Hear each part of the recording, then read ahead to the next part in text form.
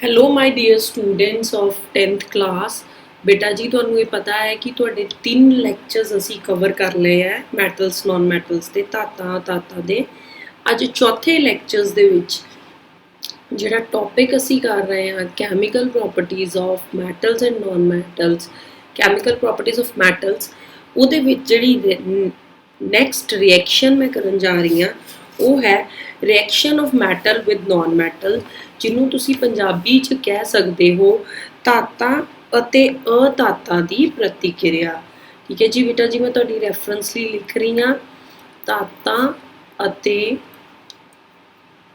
ਅਧਾਤਾਂ ਦੀ ਪ੍ਰਤੀਕਿਰਿਆ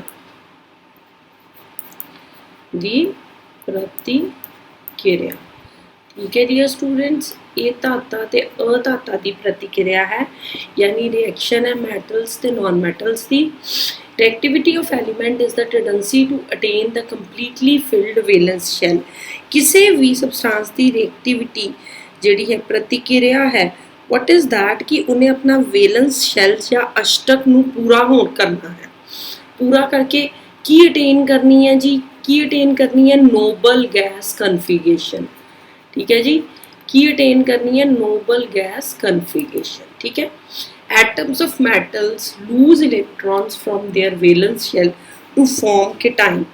एक गल बहुत ही इंपॉर्टेंट है तो बहुत ही समझण वाली है कि जिहड़े मैटल्स है वो इलेक्ट्रॉन लूज करते हैं तो केटाइन फॉर्म करते हैं। बेटा जी केटाइन मतलब positive charge.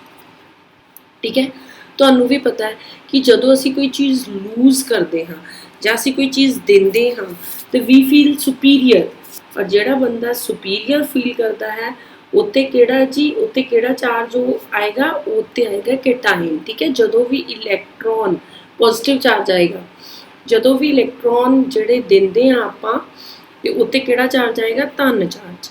Atom non metals gain electron, ਜਿਹੜੇ ਨॉन ਮੈਟਲਸ ਹੈ ਉਹ ਗੇਨ ਕਰਦੇ ਨੇ ਇਲੈਕਟ੍ਰੋਨ, ਤਾਂ ਉਹਨਾਂ ਤੇ ਕਿਹੜਾ ਚਾਰਜ ਆਏਗਾ, ਉਹਨਾਂ ਤੇ ਆਏਗਾ ਰਿਨ ਚਾਰਜ। ਇੱਥੇ ਹੁਣ ਆਪਾਂ ਇੱਕ ਐਗਜ਼ਾਮਪਲ ਕਰਾਂਗੇ ਫਾਰਮੇਸ਼ਨ ਆਫ NaCl। NaCl ਨੂੰ ਤੁਸੀਂ ਸੋਡੀਅਮ ਕਲੋਰਾਈਡ ਵੀ ਕਹਿੰਦੇ ਹੋ। ਠੀਕ ਹੈ ਜੀ, ਸਧਾਰਨ ਲੂਣ ਜਿਹੜਾ ਤੁਹਾਡਾ ਆਮ ਤੁਸੀਂ ਵਰਤਦੇ ਹੋ, ਠੀਕ ਹੈ ਨਾ, ਸੋਡੀਅਮ ਕਲੋਰਾਈਡ, ਇਹਦੀ ਆਪਾਂ ਗੱਲ ਕਰਾਂਗੇ ਜੀ ਇਹ ਕਿੱਦਾਂ ਫਾਰਮ ਹੋਇਆ। ਹੁਣ ਤੁਹਾਨੂੰ ਇਹ ਪਤਾ ਹੈ ਕਿ ਜਿਹੜਾ ਸੋਡੀਅਮ ਹੈ ਇਹਦਾ ਐਟੋਮਿਕ ਨੰਬਰ 11 ਹੈ, और देखो जी ਇਹਦੀ ਟੈਂਡੈਂਸੀ ਹੈ ਕਿ ਇਹਦੇ ਇਲੈਕਟ੍ਰੋਨਿਕ ਜਿਹੜੀ ਕਨਫਿਗਰੇਸ਼ਨ ਹੈ 281 ਹੈ। ਹੁਣ ਇਹਦੀ ਟੈਂਡੈਂਸੀ ਇਹ ਹੋਏਗੀ ਕਿ ਮੈਂ ਆਪਣਾ ਬਾਹਰਲਾ ਇੱਕ ਇਲੈਕਟ੍ਰੋਨ ਦੇ ਕੇ ਜਿਹੜੀ ਹੈ ਉਹ ਅਟੇਨ ਕਰ ਲਾਂ 28। ਠੀਕ ਹੈ ਜੀ, ਔਰ ਉਹ ਬਣ ਜਾ ਸੋਡੀਅਮ ਕੈਟਾਇਨ। ਹੁਣ ਜਦੋਂ ਇਹਨੇ ਆਪਣਾ ਇੱਕ ਇਲੈਕਟ੍ਰੋਨ ਦੇ ਦਿੱਤਾ ਤੇ ਆਪਾਂ ਕੀ ਕਿਹਾ, ਇਟ ਐਕਟ ਐਜ਼ ਅ ਕੈਟਾਇਨ। ਕੈਟਾਇਨ ਮਤਲਬ ਇੱਥੇ ਕਿਹੜਾ ਚਾਰਜ ਆ ਗਿਆ, ਧਨ, ਤੇ एनाइन मतलब इतने केड़ा चार्ज आ गया, रिन। ठीक है जी, sodium gives 1 electron and it forms sodium positive plus electron। Similarly chlorine plus electron, एक इलेक्ट्रॉन जो क्लोरीन दी इलेक्ट्रॉनिक कॉन्फ़िगरेशन है 287। हुण क्लोरीन ने की करना है जी, क्लोरीन ने एक इलेक्ट्रॉन की करना है, गेन करना है, ताकि वो की अटेन कर ले, वो अटेन कर ले नोबल गैस कॉन्फ़िगरेशन, है ना जी। ਹੁਣ देखो जी, एक इलेक्ट्रॉन गेन करने ਲਈ ਇਹਦੇ ਇੱਥੇ ਇੱਕ ਇਲੈਕਟ੍ਰੋਨ ਚਾਹੀਦਾ ਹੈ। ठीक है, ਇਹਦਾ मतलब ਇਹ ਕੀ ਹੋ ਗਿਆ 288 and there is a formation of chloride ion. वैसे अगे कीता भी है पर मैं ਤੁਹਾਨੂੰ ਇੱਥੇ खुद भी करके दिखानी हाँ ਇਹ ਹੋਈ ਕਿੱਦਾਂ ਜੀ। ਇਹ ਹੋਈ ਇਦਾਂ कि सोडियम को जी बाहरले शैल 'ਚ 1 इलेक्ट्रॉन सी ਤੇ क्लोरीन को बाहरले शैल 'ਚ 7 इलेक्ट्रॉन सी। ठीक है जी, सोडियम ने की किया कि तू मेरे को 1 इलेक्ट्रॉन ले ला, ते तेरे 1 इलेक्ट्रॉन लैन दे करके मेरा भी नोबल गैस अटेन हो जाएगी ते तेरी भी। क्लोरीन ने एक जड़ा है इलेक्ट्रॉन ले लिया and it attain negative charge and there is a formation of bond between both of them, जिन्हों आपां की कहने आ आयनिक बॉन्ड या आयनी बंधन। बेटा जी ये कीता भी होया अगे, थोड़ा जिहा मैं तुहानूं उत्थों भी क्लीयर आउट कर देनी। आ देखो जी, Na दे कोल की सी 1 electron, it transferred the electron to the chlorine. ठीक है जी, Na पॉजिटिव ते Cl नेगेटिव। ਜਿਹੜਾ ਇਹ ਚੈਪਟਰ ਹੈ ਅਸੀਂ ਪਾਸ ਦੇ ਅਕੋਰਡਿੰਗ ਵੀ ਕਰ ਰਹੇ ਹਾਂ, ਤਾਂ ਉੱਥੇ ਪਾਸ 'ਚ ਕੁਐਸਚਨ ਆ ਸਕਦਾ ਹੈ ਵਿਚ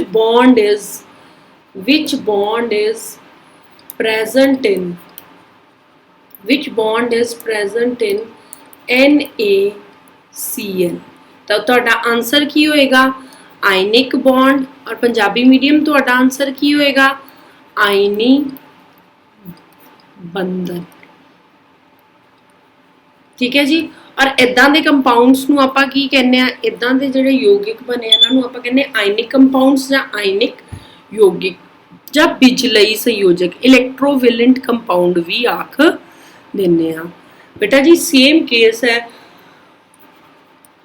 ਮੈਗਨੀਸ਼ੀਅਮ ਕਲੋਰਾਈਡ ਦਾ, ਪਰ ਥੋੜਾ ਜਿਹਾ ਉੱਥੋਂ ਡਿਫਰੈਂਟ ਹੈ। ਮੈਗਨੀਸ਼ੀਅਮ ਦੀ ਇਲੈਕਟ੍ਰੋਨਿਕ ਕਨਫਿਗਰੇਸ਼ਨ ਹੁੰਦੀ ਹੈ 282, यानी कि अगर अपने बाहरले शैल चो 2 इलैक्ट्रॉन लूज करेगा तो ये फिर नोबल गैस अटेन करेगा। ਇਹਦਾ मतलब मैग्नीशियम के बाहरले शैल च ਜਿਹੜੇ 2 इलैक्ट्रॉन सी ते क्लोरीन ਦੇ ਕੀ ਸੀ? 7 ਆ ਵਾਲੇ क्लोरीन ਦੇ ਤੇ 7 ਆ ਵਾਲੇ क्लोरीन ਦੇ।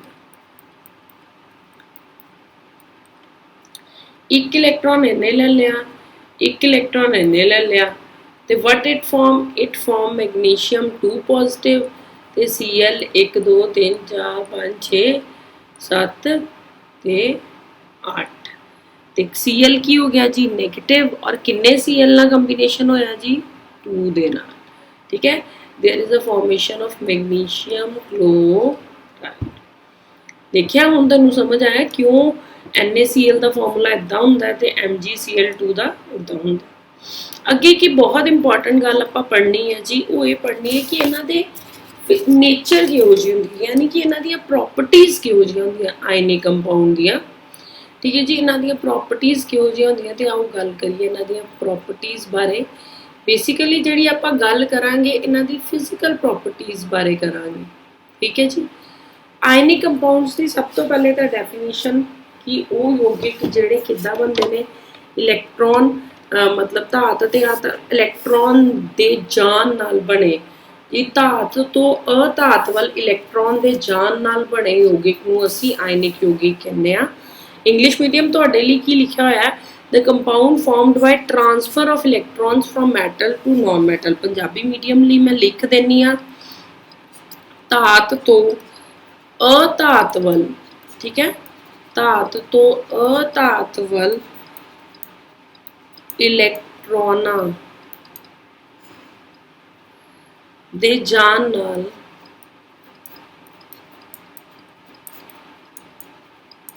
ਬਣੇ ਯੌਗਿਕ ਨੂੰ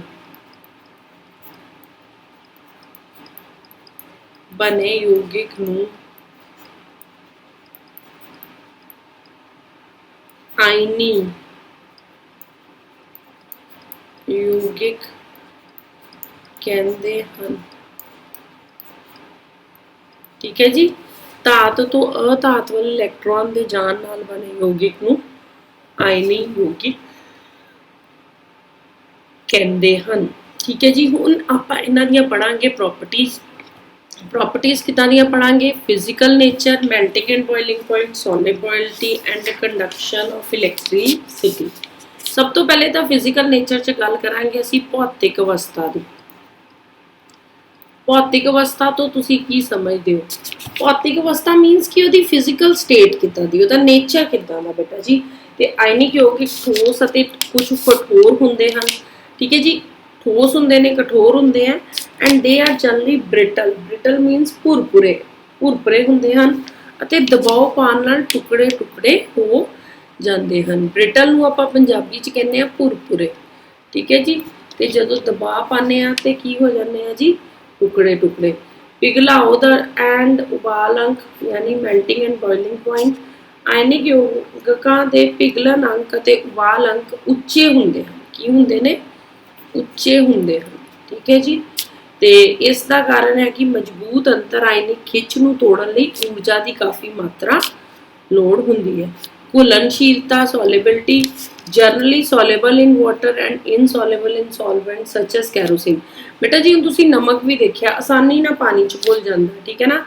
बिजली संयोजी आम करके पानी विच अघुलनशील हुंदे हन अते मिट्टी दे तेल अते पेट्रोल विच की हुंदे आ अघुल। ठीक है जी।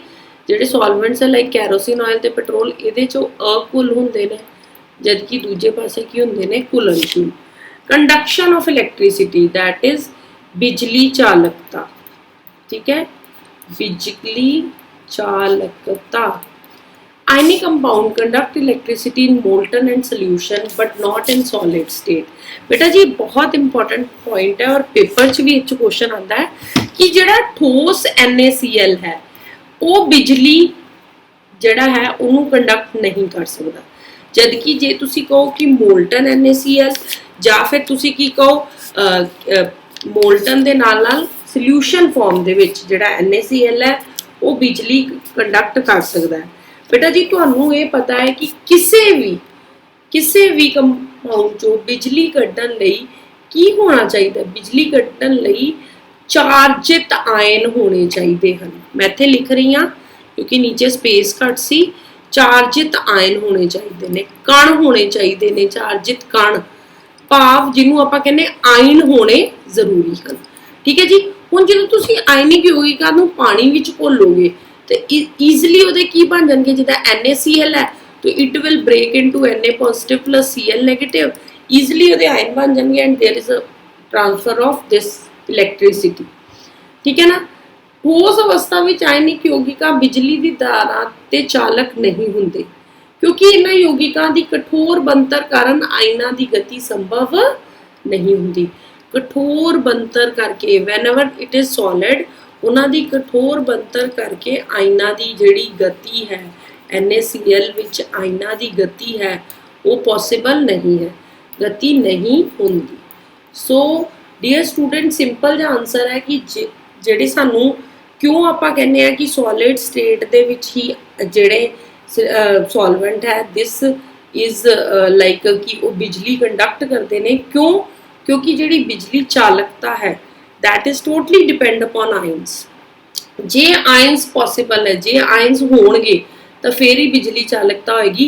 इसलिए पेपर च क्वेश्चन आता है कि वाई जिहड़ा है कि why solid sodium chloride can not conduct electricity whereas molten and solution form conduct. एक क्वेश्चन होर कई बार पेपर आ जाता है कि आयनिक योजना यानी कि आयनिक कंपाउंड्स का पिघलन अंक क्यों उच्चे होंगे ने, क्योंकि बेटा इन्हां दे विच जिहड़ी फोर्स हुंदी है इंटरमोलिकुलर अंतर आयनी जिहड़ी फोर्स हुंदी है उन्होंने जिहड़ी तोड़न लई काफ़ी मात्रा चाहिदी है। +1 च तुसीं detail structure of sodium chloride करोगे और उहदे विच तुसीं ईजिली ये समझ पाओगे। कल के टॉपिक च असीं करन जा रहे हैं, नीचे तुहानूं दिख रहा होना अकरेंस ऑफ मैटल्स। ये च आपां पढ़ांगे मिनरल्स ओर्स बारे अते नाल जानांगे एक्सट्रैक्शन ऑफ मैटल्स नूं करन दी की एक्चुअल विधि है, एनरिचमेंट ऑफ ओर्स समझांगे ते वेज समझांगे कि जिहड़े क्रियाशीलता दी मध्य च है उन्हां नूं वखरे करन लई की लाने आ, किहड़े प्रोसैस लाने आ जिहड़े स्टार्टिंग च है। 2-3 टॉपिक्स इस चैप्टर से और बहुत इंपॉर्टेंट है। So dear students till then अपना ध्यान रखो तो प्लीज़ आज चौथा लेक्चर हो गया है, रिवाइज दीज लेक्चर ताकि जिहड़ा मैटल्स एंड नॉन मैटल्स का कोई भी क्वेश्चन तुहानूं आए it will not give you any problem. So till then goodbye, take care.